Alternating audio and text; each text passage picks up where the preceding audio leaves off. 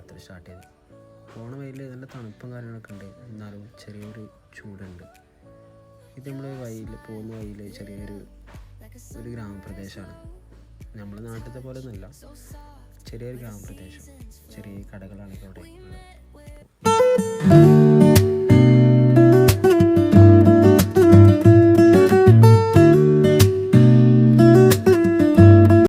അങ്ങനെ ഞങ്ങൾ ചായ കുടിക്കാൻ വേണ്ടിയിട്ട് ഒരു കേരള കഫേ എന്ന് പറഞ്ഞ ചായക്കടയിൽ നിർത്തിയിട്ടോ. ഇതൊരു മലയാളീസാണ് നടത്തുന്നത്. അങ്ങനെ ഞങ്ങൾ ചായ കുടിച്ച് റിഫ്രഷ് ചെയ്ത് പോകാമെന്ന് വിചാരിച്ചു.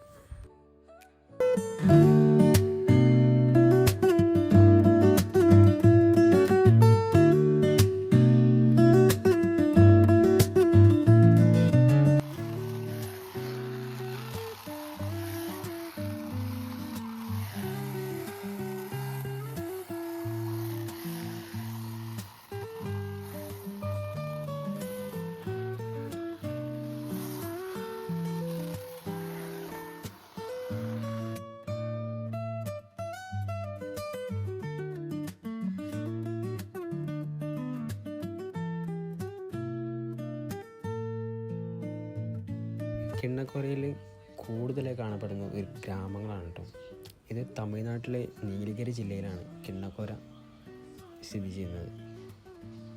നമ്മൾ കിണ്ണക്കോരയിലേക്ക് പോകുന്ന കുറേ ആളുകളെ സംശയമുണ്ട്, എന്താണ് കിണ്ണക്കോരയിൽ കാണാനുള്ളത്. കിണ്ണക്കോരയിൽ കാണാൻ അങ്ങനെ കാര്യങ്ങളൊന്നുമില്ല. പക്ഷേ അങ്ങോട്ട് പോകുന്ന റൂട്ടുകളുണ്ടല്ലോ, കിണ്ണക്കോരയിലേക്ക് പോകുന്ന റൂട്ടുകൾ, അത് നമ്മൾ ഒരു തവണയെങ്കിലും എക്സ്പീരിയൻസ് ചെയ്യണം.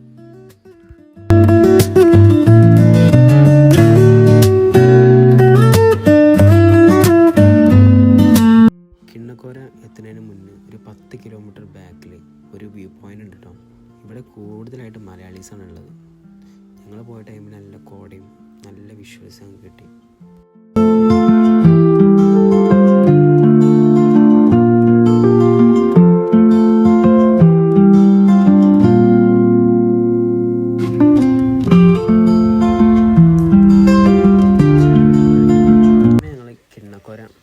ഗ്രാമത്തിലെത്തിയിട്ടോ. ഇവിടെ കാണാനായിട്ട് അങ്ങനെ കാര്യങ്ങളൊന്നുമില്ല. ഞങ്ങൾ അവിടെ കുറച്ച് നേരം സ്പെൻഡ് ചെയ്തു. അവിടെ ചെറിയൊരു ഹോട്ടലൊക്കെ ഉണ്ട്, അവിടുന്ന് ഫുഡൊക്കെ കഴിച്ചു.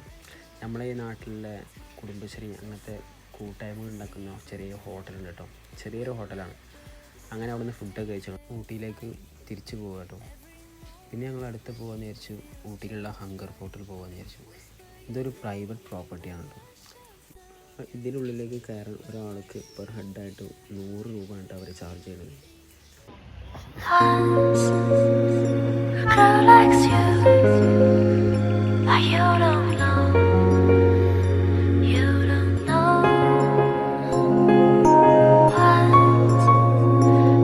അങ്ങനെ ഞങ്ങൾ നാട്ടിലേക്കുള്ള പോകാനുള്ള പ്ലാനാട്ടോ. പോകുന്ന റൂട്ടിൽ ചായ കുടിച്ചിട്ട് പോകാമെന്ന് വിചാരിച്ചു. അങ്ങനെ പോകുന്ന റൂട്ട് നല്ല മഴ കേട്ടോ, പെരും മഴ, നല്ല കോടയുണ്ട്, വണ്ടിയൊന്നും ഓടിക്കാൻ പറ്റുന്നില്ല.